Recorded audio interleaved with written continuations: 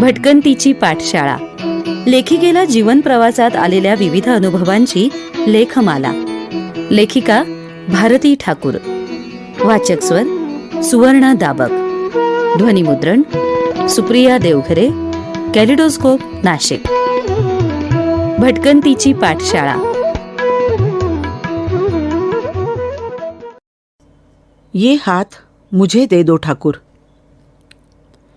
बरेचदा आपण खूप मोठ्या योजना आखतो, आर्थिक नियोजन करतो आणि माझं प्लॅनिंग किती परफेक्ट आहे म्हणून स्वतःची पाठही थोपटून घेतो. पण कधीकधी नियती मात्र आपलं प्लॅनिंग मान्य करत नाही. तिच्या मनात काही वेगळंच असतं. या कोविड-19 अर्थात कोरोनाचेच उदाहरण घ्या ना. नवीन वर्षाची सुरुवात झाली तेव्हा असं काही घडेल, 2 महिने घरात स्वतःला बंदिस्त करून घ्यावं लागेल असं आपल्याला स्वप्नात तरी वाटलं होतं का? कुणाच्या घरी लग्न असेल तर कुणाच्या घरी दुसरी कुठली मंगलकार्य असतील.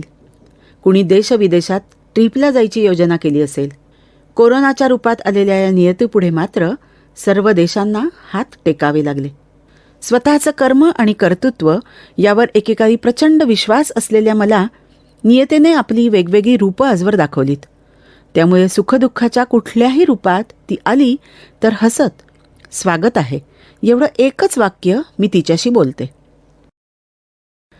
2005 साली नर्मदा परिक्रमेचा योग आला. परिक्रमेच्या दरम्यान जे काही विचारांचं मंथन चिंतन झालं त्यातूनच लेपा या गावात एका धर्मशाळेत सकाळी 3 तास मुलांना शिकवणे यापासून सुरुवात झाली. नाशिकहून निघताना संस्था स्थापन करावी असा काही विचार स्वप्नात देखील नव्हता. 2010 साली काही निमित्त झालं आणि नर्मदा म्हणजे Nimar Abhyudaya rural management and development association या संस्थेची निर्मिती झाली. 2012 साली लेपा या गावी एखादा अनोळखी साधू त्याचा पूर्ण आश्रम गोशाळा सहजपणे दान काय देऊन टाकतो. छोटी खरगोन या दुसऱ्या गावी एक सेवानिवृत्त शिक्षक आपली 2 मजली इमारत शाळा चालवण्यासाठी दान देतात. भट्ट्याण या ठिकाणी खुद्द ग्रामपंचायत आमच्या गावात राहणाऱ्या पण वर्ष 2 वर्षांनी स्थलांतर करणाऱ्या मजुरांच्या मुलांसाठी निःशुल्क शिकवणार असाल तर जमीन तुमच्या संस्थेच्या नावावर करून देतो असे म्हणत नर्मदा किनारी शाळेसाठी जमीन काय दान देतात. अशा काही अघटित विश्वास न बसणाऱ्या घटना माझ्या आयुष्यात घडल्या आणि शिक्षण क्षेत्रातील एक वेगळेच क्रांतिकारी पर्व सुरू झालं. ज्याला ज्या विषयाची आवड आहे त्याने तेच शिकावं असंही ठरवलं की हे शिक्षण विद्यार्थ्यांना निःशुल्क असेल. आपल्याला शिक्षणाचा व्यापार करायचा नाही. दुसरी महत्त्वाची गोष्ट म्हणजे ते फक्त गरीब आणि रोजंदारीवर काम करणाऱ्या मजुरांच्या मुलांसाठीच असेल. शाळा सुरू झाल्यानंतर एक गोष्ट लक्षात आली, ती म्हणजे बऱ्याच मुलांच्या डब्यात फक्त कुरमुरेच असतात. सकाळी 10 ते दुपारी 4 वाजेपर्यंत ही मुलं उपाशीपोटी असायची. परिणाम कुपोषण आणि आजारपण. अभ्यासात लक्ष नाही, शिकवलेलं लक्षात राहायचं नाही आणि एकूणच वागण्या बोलण्यात अस्थिरता जाणवायची. भट्ट्यांच्या शाळेत एकदा दुपारी गेले असता एका शिक्षिकेने तक्रार केली की 4 सख्खी भावंडं 8 दिवसापासून शाळेत येत नाहीत. त्यांच्या झोपडीच्या आसपास फिरताना दिसतात. निरोप पाठवून पण येत नाहीत शाळेत. मुलांचं घर माझ्या परतीच्या वाटेवर होतं. मुलं बाहेरच बसली होती. मी त्यांना विचारलं, का रे येत नाही तुम्ही शाळेत? मुलांनी दरवाजाकडे बोट दाखवलं. आत डोकावून पाहिलं तर आई जमिनीवर एका फाटक्या सतरंजीवर गोधडी पांघरून झोपली होती. काय झालंय आईला? आणि वडील कुठे आहेत तुमचे? वडील माळव्यात कापूस तोडायला गेलेत, पण त्यांचा मोबाईल लागत नाहीये. आईला 8 दिवसापासून ताप येतोय. पहिले 2-4 दिवस शेजाऱ्यांनी जेवण दिलं, पण आता कोणी देत नाहीत. किराणा दुकानदारसुद्धा सामान उधार देत नाहीये. 4-5 दिवसांपासून आम्ही काही खाल्लेलं नाही. धाकटी भावंडं भुकेनी रडतात. आणि हे सांगत असताना तोच मोठ्यानी रडायला लागला. त्या क्षणी माझी काय अवस्था झाली हे शब्दात वर्णन नाही करू शकत. भरीसभर म्हणजे त्या दिवशी मी दाल बाटी आणि शिऱ्याचं पोटभर जेवण करून गेले होते. स्वतःलाच खूप अपराधी वाटलं. त्या कुटुंबाच्या जेवणाची आणि आईच्या औषध पाण्याची तात्पुरती सोय करून मी परतले. पण जीवाला स्वस्थता नव्हती. ही एक प्रातिनिधिक घटना माझ्यासमोर आली. अशी अजून किती मुलं असतील की जी उपाशीपोटीच शाळेत येतात? कुणाच ठाऊक. 2-4 दिवस आधीच गौतम नावाच्या मुलांनी वडील रोज संध्याकाळी दारू पिऊन येतात, आईला मारतात आणि तिने केलेला स्वयंपाक लाथ मारून फेकून देतात हे सांगितल्याचं आठवलं. या साऱ्या समस्यांवर उपाय काय? आपण शाळेतल्या सगळ्या मुलांसाठी माध्यान्ह भोजन सुरू करायचं का? मी आमचा प्रकल्प समन्वयक दिग्विजयला विचारलं. दीदी, संस्थेची आर्थिक स्थिती तर तुम्हाला माहीत आहेच. एवढ्या मुलांचा अन्न खर्च आपल्याला परवडणार नाही. होईल रे काहीतरी व्यवस्था. दिग्विजयने मला पटवून सांगायचा खूप प्रयत्न केला, पण शेवटी मी ऐकत नाही म्हटल्यावर विषयच बदलला. योगायोग म्हणजे त्याच दिवशी संध्याकाळी इंदोरच्या शारदा मठातून तथागत प्राणा माताजींचा फोन आला. भारती, आज एक सज्जन अन्नदान के लिए 5,000 रुपये देकर गए. मैंने शुभदा मराठे, आमच्या विद्यार्थ्यांच्या शास्त्रीय संगीताच्या गुरु, मैंने शुभदा मराठे के हाथ तुम्हारे पास भेजे है. इसे केवल अन्नदान के लिए खर्च करना. आपल्या या माध्यान्ह भोजन योजनेला शारदा मांचा होकार आहे या विश्वासाने मुलांसाठी ही योजना सुरू झाली. मुलांची संख्या 400च्या आसपास. कुठलंही आर्थिक पाठबळ नाही. पण तरीही ठरवलंय, बघूया काय होतंय. गेली 4 वर्ष ही योजना कुठल्याही सरकारी मदतीशिवाय चालू आहे. संस्था आर्थिकदृष्ट्या स्वयंपूर्ण होण्याचा प्रयत्न करते आहे.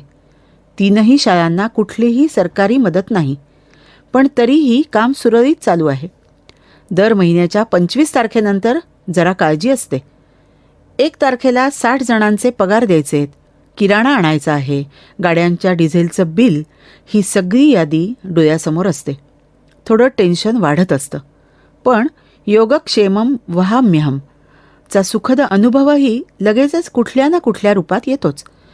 विद्यार्थ्यांच्या दत्तक योजनेत, स्पॉन्सरशिप स्कीम, अनेक लोक प्रेमानं सहभागी होतात.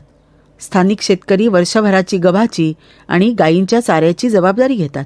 CSR प्रपोजल कसं लिहायचं हे माहीत नसलेल्या मला भारतीय आयुर्विमा महामंडळ आणि जनरल इन्शुरन्स कॉर्पोरेशन या 2 संस्थांनी शाळेची भली मोठी इमारत बांधून द्यावी, याहून आश्चर्याची गोष्ट ती कोणती? पण हे श्रेय आमच्या संस्थेच्या अध्यक्षा डॉक्टर ललिता देशपांडे यांचं. बघता बघता अलिराजपूर, बडवानी आणि खरगोन जिल्ह्यातल्या अत्यंत दुर्गम भागातील 60 वनवासी मुलं इथे शिकायला आली. मुलं मोठी होऊ लागली. काही मुलांना 9वी-10वीचा अभ्यासक्रम झेपणार नाही हे लक्षात आलं. मग त्यांच्यासाठी एक व्यवसाय प्रशिक्षण केंद्रसुद्धा सुरू झालं. त्याआधी 5 मुलांनी पाबळच्या विज्ञान आश्रमात वर्षभराचं प्रशिक्षणही घेतलं. काहींनी सकवारच्या रामकृष्ण आश्रमात जाऊन तिथे मोटर मेकॅनिकचं प्रशिक्षण, तर दोघांनी पिंपळद येथील विवेकानंद केंद्रात प्लंबिंगचं 3 महिन्याचं प्रशिक्षण घेतलं. पाबळच्या विज्ञानाश्रमात या मुलांना कॅम्पस इंटरव्ह्यूमध्ये पुणे, मुंबईसारख्या शहरात चांगल्या नोकऱ्या मिळत होत्या. पण आम्ही शहरात नोकरी करणार नाही, कारण तुम्ही आमच्यासाठी शहर सोडून खेड्यात आले आहात, असा एक सुखद आश्चर्याचा धक्का देत या मुलांनी आमच्या संस्थेतच राहायला सुरुवात केली.